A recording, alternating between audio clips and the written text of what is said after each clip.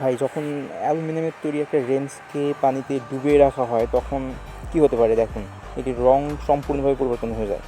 আর যখন একটা হাতুড়িকে সেই পেপসির পানির ভিতরে ডুবিয়ে রাখা হবে তখন এটা কি হতে পারে সেটা জানার জন্য ভিডিওটি শেষ পর্যন্ত দেখতে থাকুন।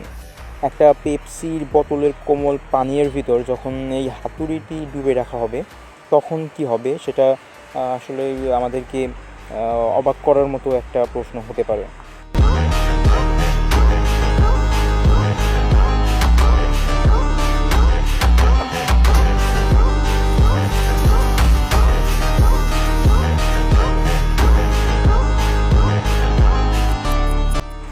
ভাই, ঠিক একই সময় পর যখন হাতুড়িকে পেপসির পানির বোতলের ভিতর থেকে বের করা হলো তখন আসলে এটার রং পরিবর্তন হলো না। এর কারণ হলো রেঞ্জটা ছিল আসলে অ্যালুমিনিয়ামের তৈরি। অ্যালুমিনিয়ামের তৈরি কোনো কিছু সেটা রং পরিবর্তন হয়ে যায়।